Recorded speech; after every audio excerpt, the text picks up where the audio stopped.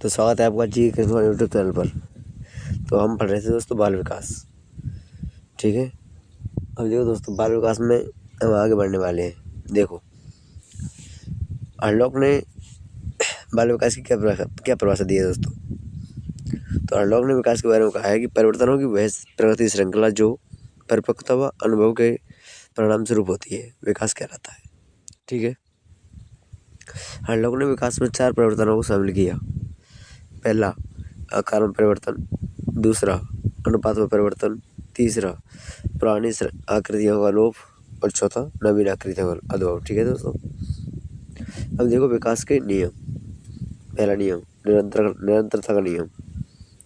विकास सतत लगातार जीवन पर्यंत चलने वाली प्रक्रिया है।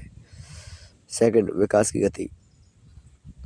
विकास की गति में उतार चढ़ाव आता जाता है दोस्तों। ठीक है। थर्ड, सामान्य से विशिष्ट का नियम। विकास सदैव सामान्य से विशिष्ट की ओर चलता है। फोर्थ, विकास की दिशा। 2 तरह से डिनोट करते हैं दोस्तों, सेफेलोकाउडल और प्रोक्सिमो डिस्टल। सेफेलोकाउडल यानी सिर से पैर की ओर, प्रोक्सिमो डिस्टल यानी कि केंद्र से बाहर की ओर। ठीक है, जो अंग सिर के पास होगा उसका विकास पहले व दूर वाले अंग का विकास बाद में होगा दोस्तों। बालक सबसे अंत में चलना सीखता है, जो अंग केंद्र के पास होगा उसका विकास पहले होगा। ठीक है दोस्तों, नेक्स्ट 5वां है समानता का विकास। विकास के क्रम का नियम समानता का विकास कहलाता है। प्रत्येक व्यक्ति में विकास का क्रम निश्चित होगा, अर्थात समान होगा। छठा, व्यक्तिगत संविभिन्नता का नियम। विकास प्रत्येक व्यक्ति में भिन्न होगा। ठीक है दोस्तों, यानी कि समय के अनुसार किसी व्यक्ति में विकास जल्दी जल्दी होता है तो किसी में देरी से।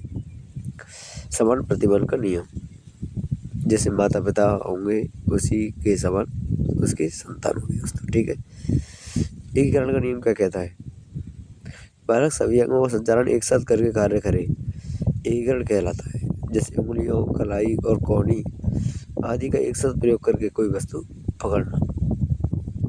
सहसंबंधता का नियम, विकास के सभी क्षेत्र एक दूसरे से सहसंबंधित अर्थात एक दूसरे से जुड़े होते हैं। एक का विकास होगा तो शेष सभी क्षेत्रों का विकास भी उसी के साथ हो। अब देखो नेक्स्ट, अंतर विकास का नियम। बाल विकास यानी बालिकाओं का विकास बालकों की अपेक्षा पहले हो जाता है दोस्तों। ठीक है, नेक्स्ट संचय व आवृत्ति का नियम। किसी भी क्षेत्र में यदि कोई विकास होता है तो उसका संचय हो जाता है तथा बाद में पुनः दोहराया जाता है। जैसे शिशुअवस्था में पाया जाने वाला आत्मप्रेम पुनः किशोरावस्था में पाया जा सकता है। नेक्स्ट, परिपक्वता इंटू अधिगम।